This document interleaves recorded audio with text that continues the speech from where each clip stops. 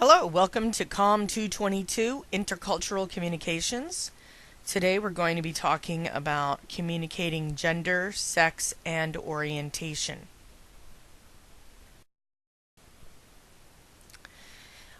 So, of the two genders that we're discussing, male and female, are men or women more likely to use words like aquamarine, ecru, or mauve?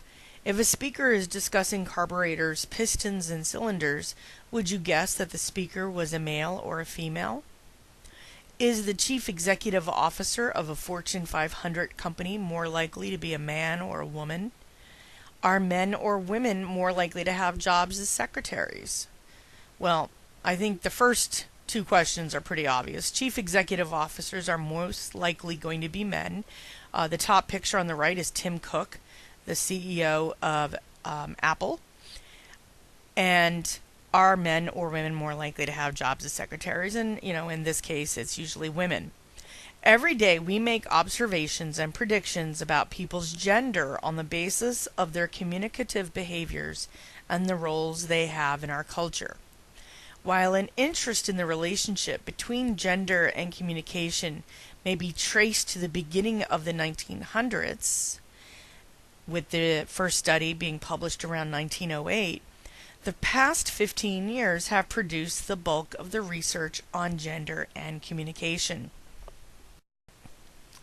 So how are sex, gender, and communication related?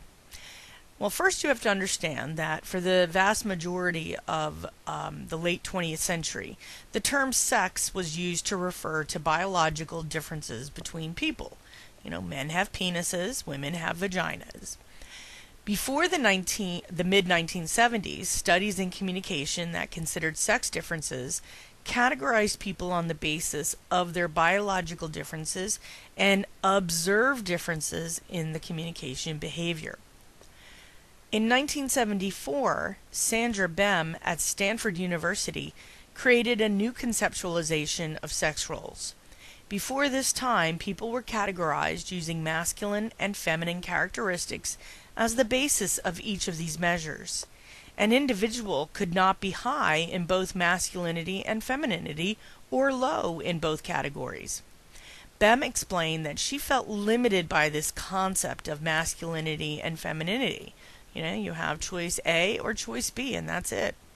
She believed that she possessed a number of masculine traits and a number of feminine traits. In other words, she felt that she would score high in both masculinity and femininity. So in 1974, Bem created a new way to think of and measure sex roles in the Bem Sex Role Inventory.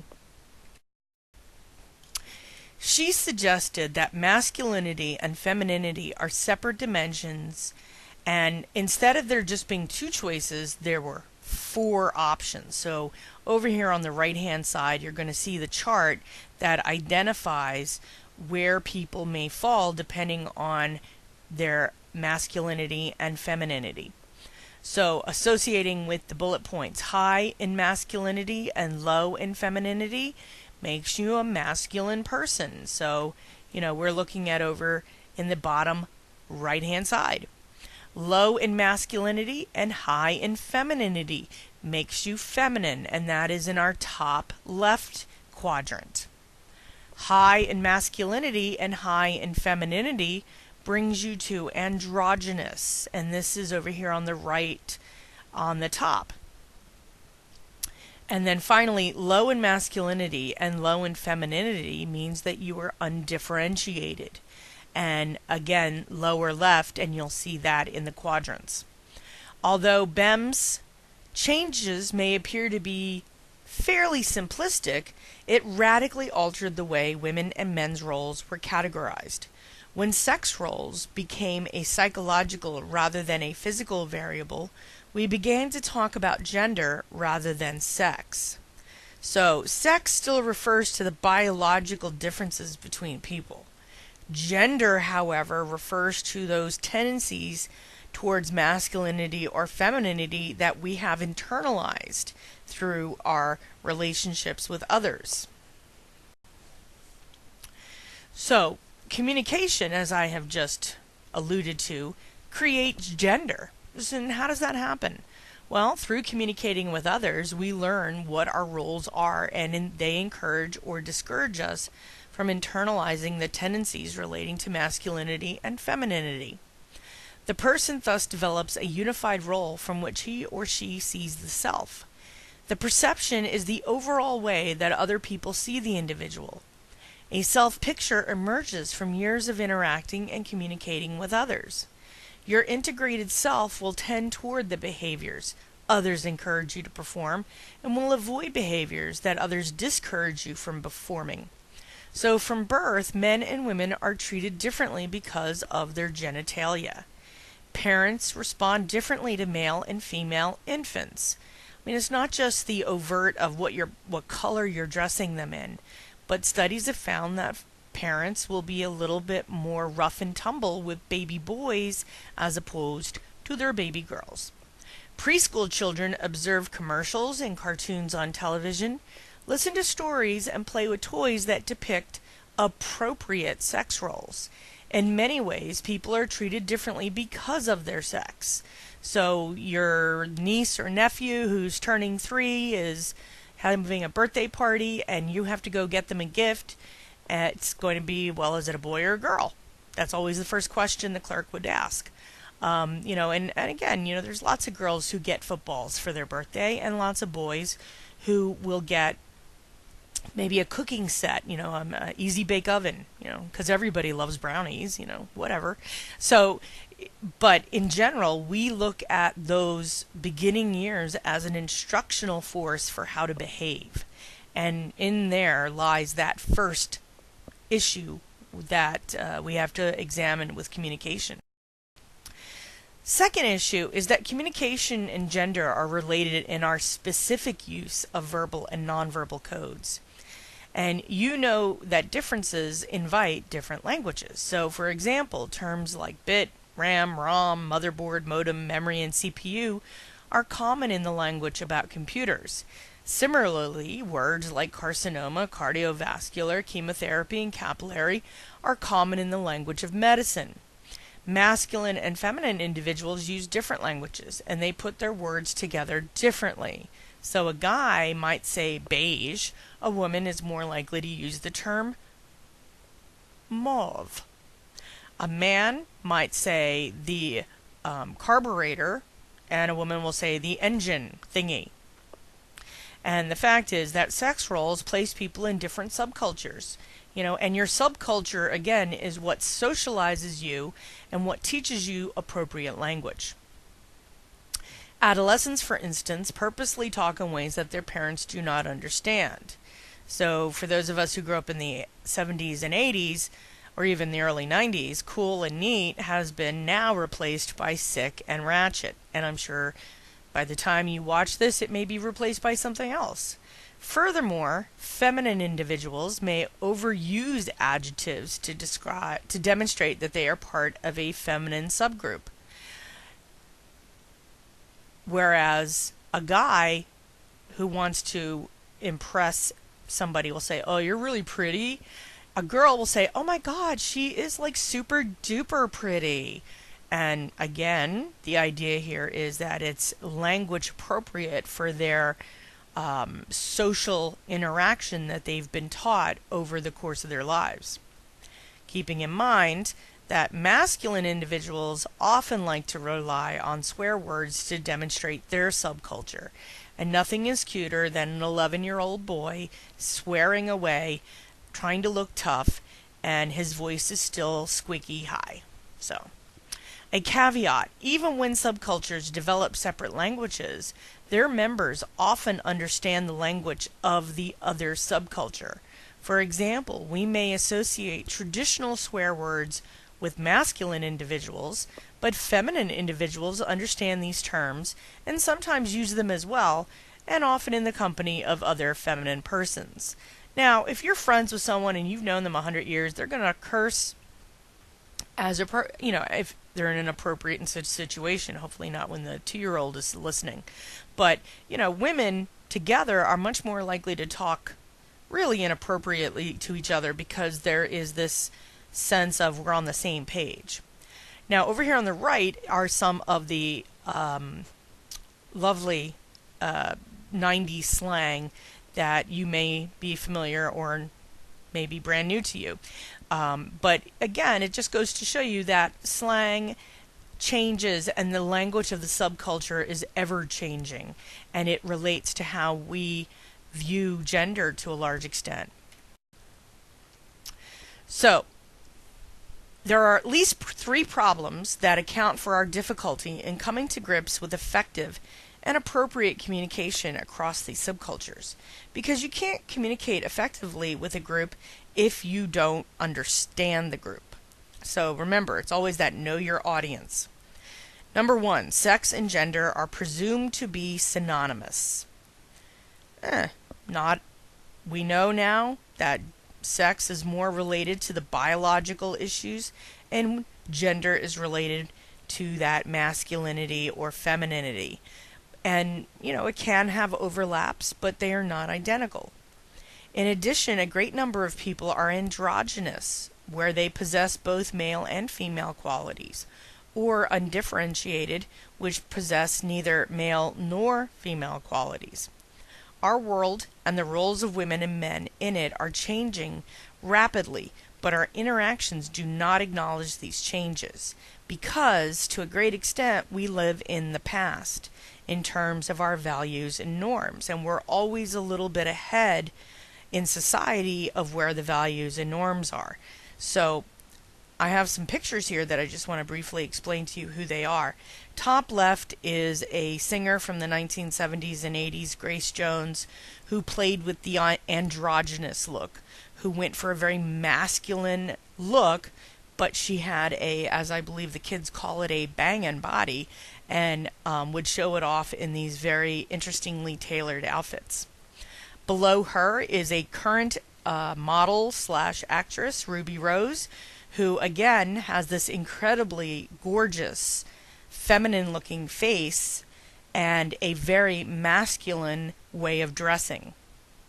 So again, you see this kind of confusion. Now, over on the right, on the top, is a model who is a man, because you don't see any bosoms and he's not in A- cup, but on the top, from the neck up, he could be a woman. And there again, you're looking at someone who has cultivated that androgynous look.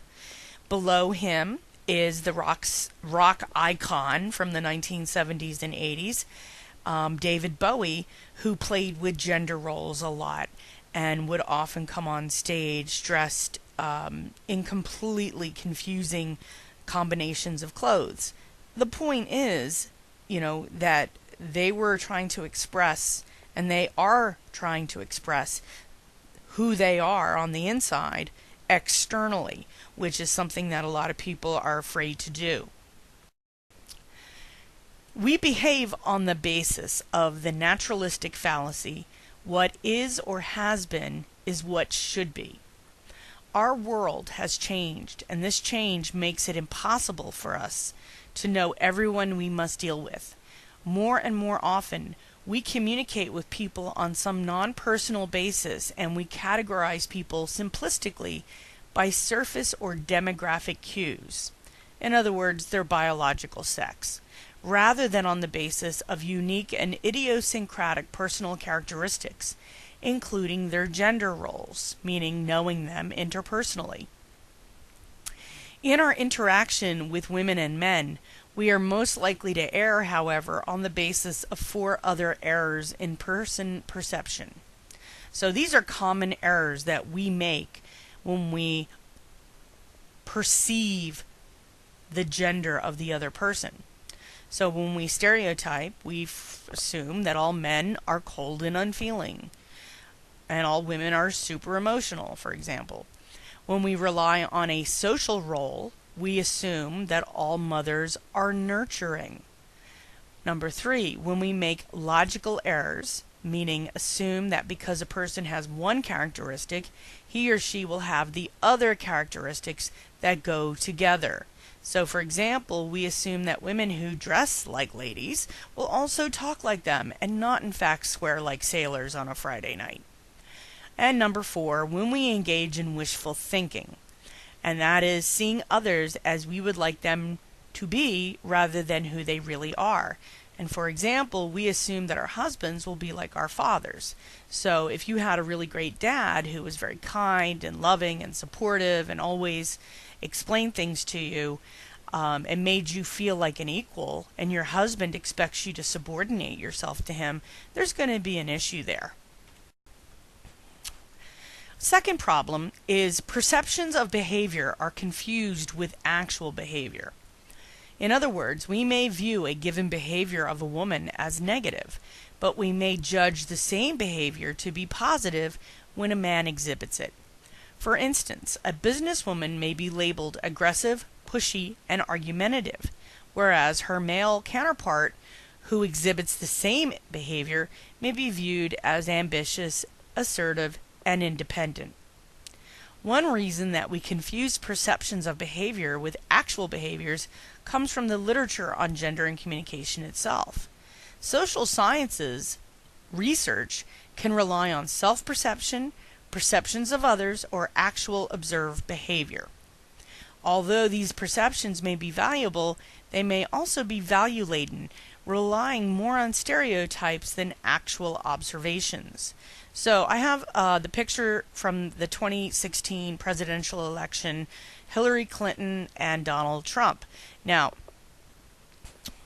they both have very negative characteristics that we could go on and talk about for days. But you had a lot of people who still believe that a woman should not be leading a country because what happens if she gets emotional? You know, and one of the big criticisms that was brought up and laughed at significantly was, what if Hillary Clinton is PMSing and wants to nuke somebody? Well, the fact of the matter is she stopped menstruating probably 10, 15, 20 years ago. And second of all, as we have seen with Donald Trump and his Twitter account, he has his own issues managing his emotions. So we, as a society, have certain characteristics that we stereotype, and we don't look at what their actual behaviors might be. Some research on gender and communication has relied on individuals' self-reports or self-perceptions. Our self-reports may be based more on our notion of the ideal or on a perfect example than on our actual behaviors. Recently, some research has turned to catalogs of actual behavior, and they have begun to measure people's actual communicative behaviors to determine the extent to which women and men communicate differently or similarly. They suggest that the differences between women and men may be fewer than we once believed, that they may be based on factors other than sex as we have suggested, and that the rationale offered for the differences may be different from what we originally hypothesized. None of these methods of learning about gender and communication is inherently superior to the others, but we should note that each one provides us with different answers. So there's good points and bad points to all the research methodologies. It's just that there's not a consistency in what we find, and that can be very worrisome. Now, the third problem that exists is our culture and our communication demonstrates a masculine bias. An increasing amount of research demonstrates that the symbols we use to communicate are man-made. The language we use was primarily created by men for men. The words we have available reflect male experiences, and they encourage male domination. Now, for those of you who may not realize it, and say, well, why didn't women step up to the plate? Well, women have been subjugated from literally, caveman days, because they have a very specific role that men can't fill, which is to give birth to the next generation. And as such, women have been put under the masculine control so that the generations will continue to exist. And if women start to reject that particular role in the process, then what you see is less babies being born, And that's something that a lot of societies have tried to avoid. So, getting back to communication.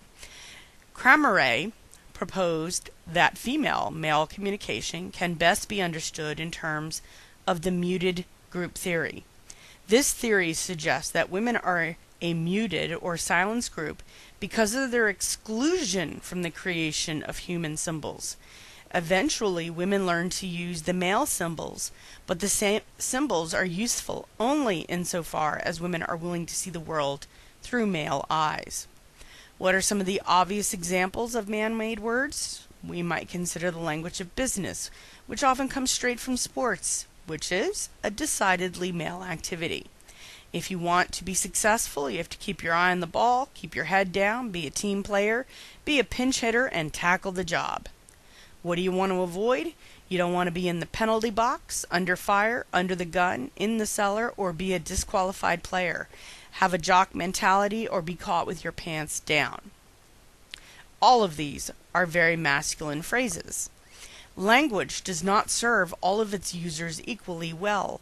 Women are left out far more often than men, but both men and women find that language limits the expression of their experiences. Our research has been similarly flawed in that it has encouraged a masculine bias. In other words, male values, attitudes, and perspectives dominate. Our government, our industry, and most of our public organizations are headed by men. Even our private associations, including friendships and family life, are dominated by men.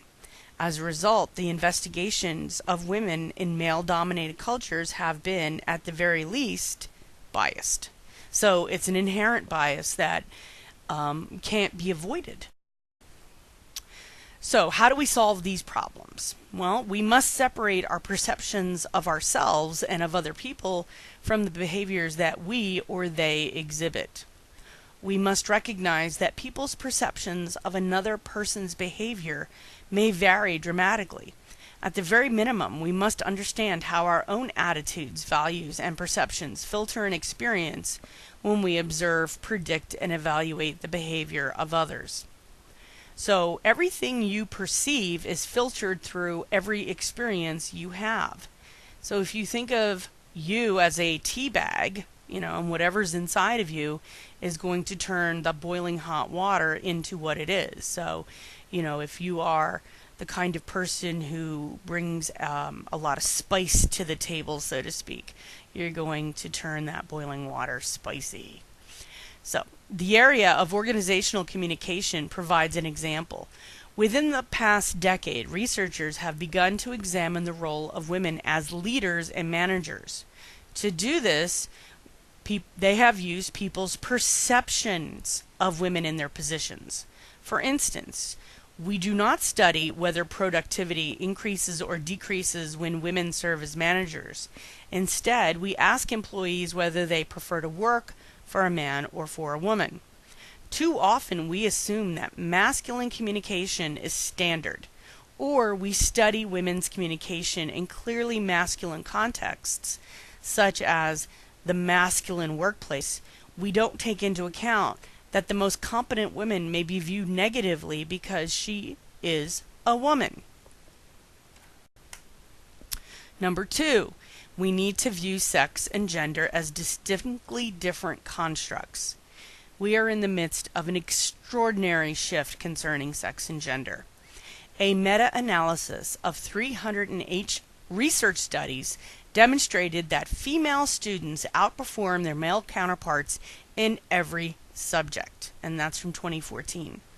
In the professional ranks, including medicine and law, women display the characteristics that are considered more masculine in their behavior than the men with whom they work. There are now more dual career couples in our society than there are single career couples. To a large extent, dual career marriages are made up of two masculine individuals. Biologically, the marriages may include a man and a woman, but in terms of behavior, the marriages include two masculine types. Changes in society require us to consider sex and gender as separate constructs. we cannot assume that women are feminine or that men are masculine. In some instances, just the opposite is the case. Now over here on the right-hand side is Danica Patrick, who is a race car driver. I think she just retired. But as you can see, she's pretty easy on the eyes. She's a beautiful woman who, in photo shoots, does the makeup and the hair and all of that. And obviously she's promoting GoDaddy. But in the race car, she's got the helmet on. She is just as much of a competitor, if not more, than any of the men out on the track. The point being is, we cannot exclude women from any masculine perceptions because women oftentimes have those masculine traits. Third, we need to understand the role of the masculine culture and how it shapes both our perceptions and our behaviors. Because men have been and still are in charge of our culture, masculine values and traits are generally viewed as superior to feminine values and traits.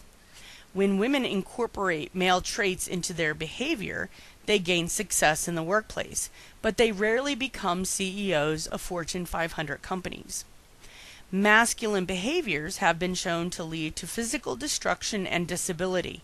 For example, heart attacks, strokes, and many forms of cancer are more prevalent in men than women.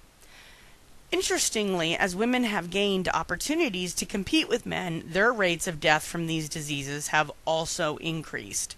So obviously there's a level of stress that informs your health, especially when you're in a highly competitive, ruthless field. So we're going to move on now to gay and lesbian communication and when the personal is political. So, more than any other non-majority group, lesbians and gay men have a better chance of living undetected by individuals within mainstream society. While ethnicity and national origin are relatively easy to recognize merely by looking at an individual, sexual orientation is not always obvious. Defying societal pressures and choosing to live openly as a gay or lesbian is thus a political act, one that has ramifications, both negative and positive, for many of our everyday interactions. And it is from those everyday interactions that cultural differences are created. So, for example, a couple years ago, the Supreme Court legalized gay marriage. And there is a baker, I think he's in Ohio or one of those Midwest states-ish, who refuses to make wedding cakes for gay couples. And this went all the way to the Supreme Court, and it was upheld that it was his measure of free speech. So as a gay or a lesbian, you might see that you're still dealing with so much negativity and subliminal manipulation of the opportunity to participate in the mainstream. Gay men and lesbians may, though through experience, learn to sort out subtle clues about each other's sexuality, but some gay men and lesbians have incorporated aspects of opposite gender behavior in order to be noticed by other gay men and lesbians. But the adoption of these behaviors don't necessarily mean that the individual would rather be the opposite gender. Most lesbians and gay men are happy being women or men. They are simply emotionally and sexually attracted to members of the same gender, and therefore have taken on some of those traditional characteristics that would appeal to the same gender. So, for example, over here on the right, we have a picture of the most famous lesbian in the universe, Ellen DeGeneres, and her wife, Portia de Rossi. And as you can see, Ellen is dressed in a white suit, and Portia is in a plunging neckline, royal blue dress. You can see which one made the effort to put herself out there. And other than appearing on Time magazine back in the late 90s, confirming her sexuality, Ellen's been Ellen her whole career. And if you go back to even before she came out, she dressed in a very androgynous or masculine way, which becomes kind of like a little clue for other lesbians that, hey, she is available, or she is somebody who would be interested in me. The extent to which media portrays lesbians and gays has helped to perpetuate stereotypes and, more recently, to promote tolerance and acceptance. According to Fayes and Patrick, who reviewed a large number of studies on how lesbians and gays have been portrayed in films, on television, and in the news, gay characters in entertainment were often cast as farcical, meaning humor, weak, or menacing. Branchik analyzed representations of gay men in print advertising from 1917 to 2004, that's a long time, and found that these representations passed through 4 stages that were roughly equivalent to changes in the societal views of gay people. These stages were: 1, recognizing the man as being homosexual, and in that case they were often shown, holding a cigarette a certain way, or holding a cocktail a certain way, or making a leering look at another guy. Second came ridiculing them, and again, a lot of the humor that you'll see in really old movies from the 30s and 40s comes from making fun of the guy who's a little more feminized than the other men. Then accepting them as cutting edge, which occurred around the 80s. You were cool if you were gay in those days, but nobody wanted to come out because people were still getting murdered and beat up. And now we see them being portrayed with respect. And whether it's a show like Modern Family, where you have a gay couple raising a daughter, or a show like the How I Met Your Mother, where Barney, a womanizer, is played by Neil Patrick Harris, who is, again, another very out gay actor. So we have this thing called heterosexism, and this is very much an issue in this country because same-sex orientation is statistically still very much the exception. So independent estimates range anywhere from 2 to 10% of the population is gay, lesbian, or bisexual. Even though stereotypes have been disappearing in media coverage, they persist in many people's thinking. Some scholars would characterize these stereotypes as being products of heterosexism.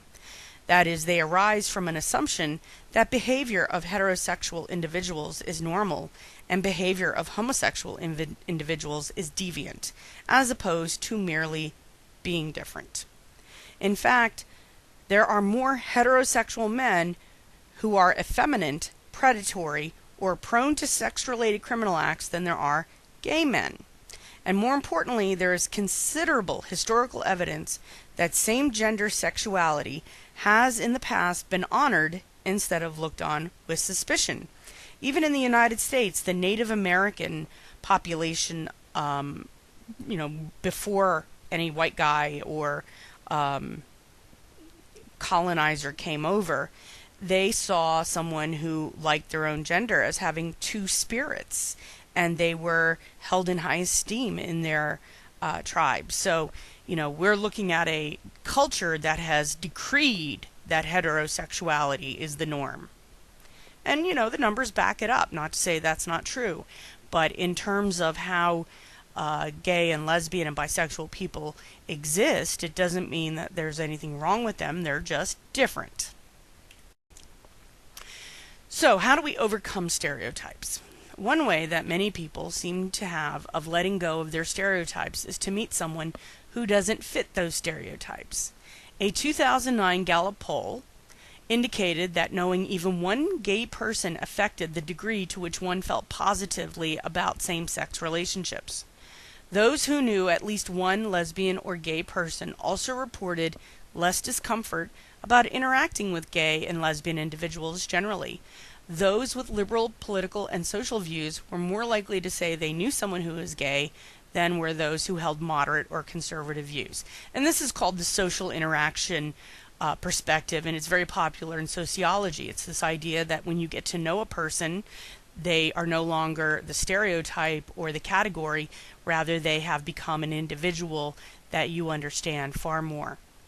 there is still danger associated with being openly gay or lesbian. In particular, this danger seems to affect people under the age of 21 to the greatest degree. 10% of gay and lesbian youth have experienced anti-gay violence, while half reported that they have been discriminated against because they were gay. Horn found that adolescents aged 14 to 16 are most likely to exhibit hostility towards lesbian and gay peers, and often display of hostility decline as adolescents age into young adulthood. Basically, they chill out.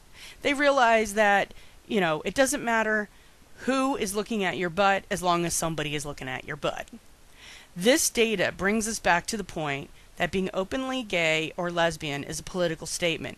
When the odds are greater than your openness at a young age may result in negative, violent consequences, it is understandable that many non-heterosexual individuals keep that information to themselves and they stay in the closet. So this is a homeless statistic down here.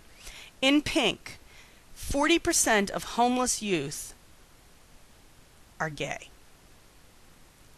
And when you think of youth in general, gay people, straight people, whatever, 7% of youth are homeless. So the vast majority of youth who are homeless are gay, and they have been tossed out of their homes by a family that is intolerant to who they gave birth to in many ways. Another interesting element to having a same-sex attraction is the process of coming out. And despite the potential for negative consequences, it is healthier for people to be open about their same-sex attraction. Dogeli theorized what he called the 6 interactive stages that non-heterosexual individuals pass through as they develop an identity. These stages are, number 1, recognizing that one's attractions and feelings are not heterosexual, as well as telling others that one is not heterosexual. So the first thing you have to do is understand for yourself that you may be gay or lesbian. And that can be the hardest of hurdles to deal with. Number 2, integrating one's self-concept, emotions, and desires into a personal identity as a gay, lesbian, or bisexual. So, you may have seen yourself as someone who is deeply religious, and yet conventionally you may not think that being gay or lesbian leads to a religious lifestyle, but it can, and once you realize that, you become more comfortable. Number 3, developing a non-heterosexual social identity. Being out to your friends, meaning that they understand there are certain things that you prefer to do, not in a heterosexual environment. So, they don't always want to go to the straight bar. Maybe they want to go to the gay bar once in a while. Number 4, disclosing one's identity to parents and redefining familial relationships afterwards. Some parents are horrible. They toss their kid out. It's just a dreadful situation.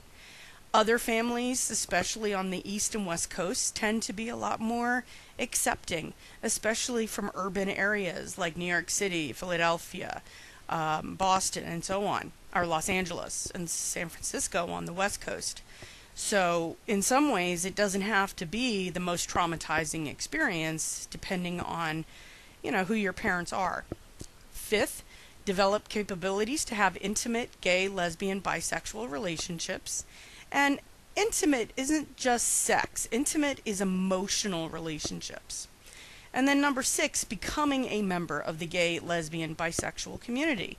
Marching in your first march, attending your first community meeting at a gay and lesbian center. Those kinds of things become part of who you are as you come out. It is possible that all of these stages can be passed through quickly, but it is equally as likely that these stages will progress slowly, if at all. Individuals may work on multiple stages all at once or may double back to previous stages. This process of learning to communicate differently helps gays and lesbian individuals to assimilate into gay, lesbian, bisexual community. The fact that disclosure of this information has the potential, spelling error, sorry about that, for promoting controversy, it becomes political. These disclosures also mean that such a revelation tends to carry with it an assumption that the speaker holds a set of attitudes and beliefs that may be at odds with those of the listener. These assumptions are often not correct. So again, getting back to this religion thing, people might assume that because you're gay or lesbian that you're not a person of deep faith, whereas you found a church that reconciles sexual orientation to the way you can still be deeply, deeply religious. So it's all a matter of finding your tribe, so to speak. De Gaulle's stages of identity formation are called interactive because they rely on communication with others to occur. As same-sex attraction can be controversial information, lesbians and gays need to find strategies for disclosing this information. The realization that one is attracted to members of the same sex may be present, but the individual may be choosing to hide that information behind what is often legitimate confusion. How do you know you're gay? How do you know you're straight? If you are 14 and you find a certain celebrity really, really sexy, and they just happen to be of the same gender, does that mean you're gay? Or does that mean you are appreciating them on an aesthetic level? All of these questions are going through their minds as they're trying to determine how do you know if you're gay or not. Once some form of admission that I am different is made, the gay or lesbian person will begin to look for information that will help them figure out what is going on. As the lesbian or gay individual has contact with other lesbians and gay individuals, they compare themselves favorably to those other individuals, and the idea that I am different should eventually become I am lesbian or I am gay. At that point, the dilemma comes whether, and if so, when to let others know of your sexual identity. The process of coming out of the closet is actually described by all of de Gaulle's stages, taken collectively. Reactions to this information will be varied. The ideal reaction from the lesbian or gay person's point of view is described in advice available on a variety of websites, such as Parents and Friends of Lesbian and Gays, which is PFLAG, or the Human Rights Campaign, which is the HRC. If someone you know comes out to you, you can ask respectful questions to show you're interested. When did you know? How, what kind of person are you looking for? Those kind of things. Be honest. If you feel awkward, say so. Ask dumb questions. Laugh a little, but do it gently and respectfully. Don't use slang terms that could be considered to be derogatory. Send gentle signals that it's all right to continue to talk with you about being lesbian or gay. So you want to be gay friendly or an ally to the community because, could be 5 to 10% of people that you'll encounter are hiding something or you don't recognize it explicitly. There are many families where parents and siblings do not process the news in a supportive way. Many gay and lesbian individuals feel tension in their relationships with family, at work, and in social and religious institutions. And lesbian and gays may resolve these tensions in a variety of ways. One, they may decide to create alternative support institutions such as families of choice as opposed to families of origin. And this occurs especially when a family member is disowned. He's going to find his or her own family. They may strive to achieve at work or in an arena where they gain recognition. They may seek out alternative social and religious structures. They may also become politically active, seeking to root out and eliminate discrimination wherever they find it. And they also become a lot more empathetic to other minority groups who are trying to achieve some level of equality or equity in society. Now, one of the things that we talked about was intimacy. And we have to learn how to develop those intimate same-sex relationships if we're gay and lesbian without having completed at least some of letting people know who we are. So we have to let people know who we are before we can really, achieve intimacy. Can you go and hook up in the woods or a men's bathroom? Sure. But that's not anything other than sex. It's not an emotional intimacy. If a person is surrounded by people who have negative perspectives on gay and lesbian individuals, their relationships are described to others as roommates or friends.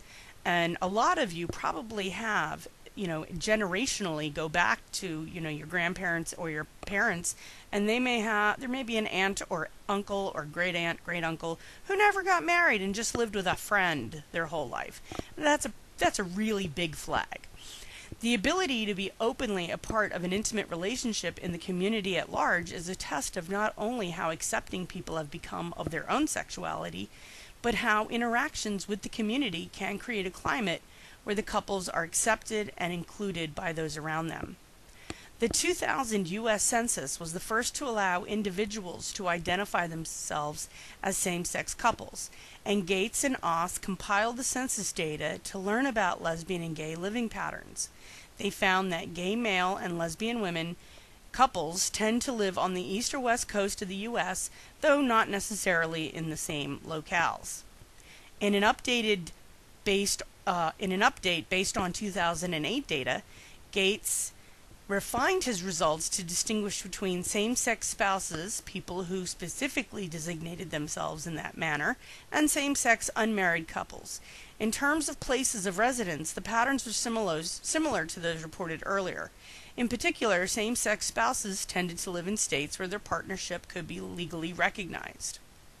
Now, in 2009, we did not have gay marriage across the United States. It occurred in, I think, about 13 states. It wasn't until 2015, 2016 did you see the legalization of gay marriage throughout the entire country. So in case you were a little confused by that. Gates also found that same-sex spouses and opposite-sex spouses were similar in average age, income, rate of home ownership, education levels, and degree to which both partners were of the same or different ethnicities. Most recently, and again, the lesbian and gay community has been galvanized by the legalization of gay marriage in the United States of America.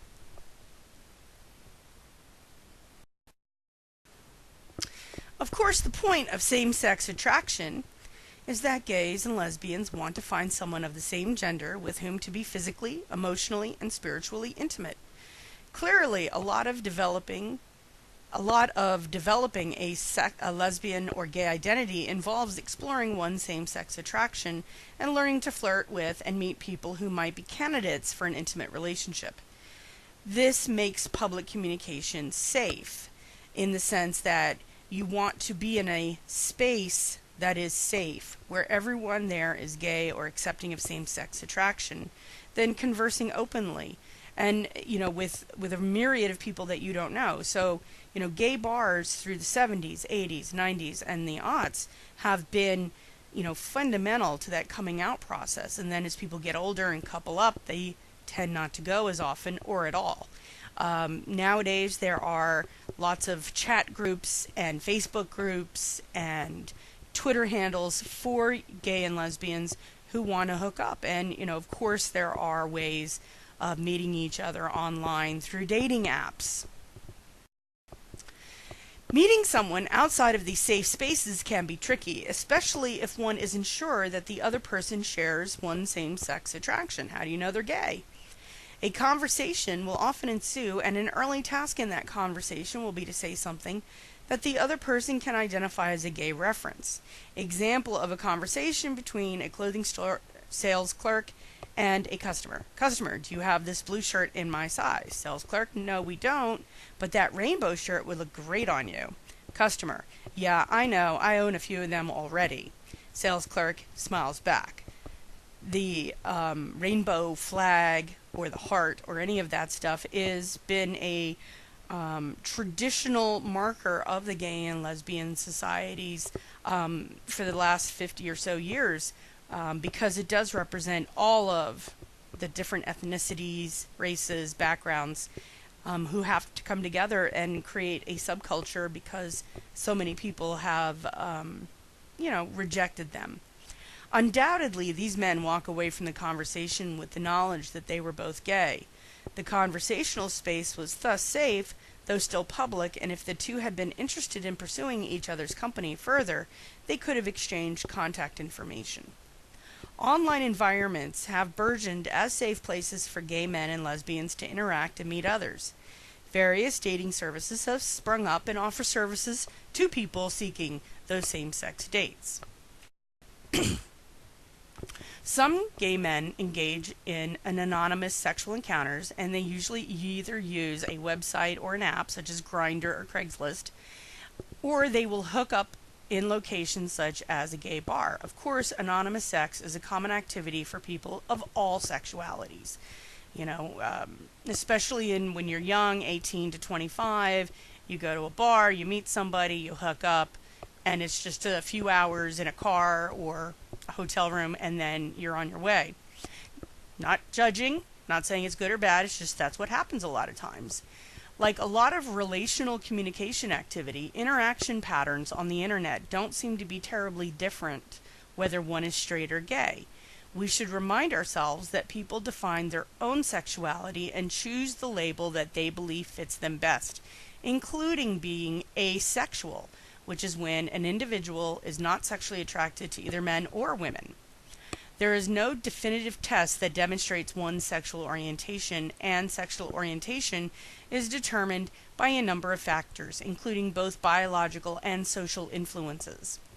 Bisexuality seems to be more acceptable in women than in men, and in fact, some scholars are currently investigating whether women demonstrate a more fluid sexuality than men do. Now, over here on the right, there's a little, meme, I guess, that I just thought was hilarious, and I know I'm a nerd, so yeah, probably you won't find it, but the pirate one that says, asexual pirates aren't interested in yar booty. Ha! I thought that was hilarious. Now, getting back to this negotiating intimacy part. Most lesbian and gay men put a high premium on dating and forming intimate relationships. Their courtship communication patterns in many ways resemble those of their heterosexual counterparts in similar age groups. Only a couple of differences have been found so far. Both lesbians and gay men are more likely to remain in touch with their former partners after the relationship ends, so things don't always get so nasty in their relationships. Lesbian couples are better at managing conflict in their relationships. You have two women who want to talk things out instead of a woman who wants to talk things out and a man who probably wants to just ignore what's ever being discussed. The issue of who does what in the relationship has to be worked out bit by bit. In lesbian and gay relationships, couples generally reject the notion that one of them is the man and the other is the woman. So by that one person taking on a specific task, it becomes part of who that person is in the relationship. So for example, who does the cooking? Who takes out the trash? If you do the cooking, that doesn't mean you're a woman, because most cooks, professional cooks, are men. So, wrap your mind around that concept. Many lesbians and gay men also reject that their relationships should have to conform to the normative expectations of the heterosexual community. These issues often revolve around setting rules for how much physical, emotional, or spiritual attraction allowed to each member of the couple outside of the relationship if they choose to have what's known as an open marriage. Storkey contended that men typically have difficulty achieving emotional closeness, and that sex is often seen as the route to shedding inhibitions and achieving intimacy. For women, however, emotional warmth is typically an end in itself, and those feelings need to be present before women commit to the relationship in a sexual manner. Most gay men looking for sexual attraction and compatibility before working on the emotional commitment, while most lesbian couples work on emotional connection first before committing to sex. This negotiation work is hard, and if it becomes too hard or leads to a major conflict before the couple has committed to each other, there will be a tendency to break off the relationship rather than to work through the conflicts. So there's like a tipping point in same-sex relationships, and the male one is different than the female one, and that's the important point to remember. So that's it for today. If you have any questions, please text or email your instructor. If you do not attend our school but still have a question or a comment, please leave it in the comment section. And thank you very much. Have a fabulous day.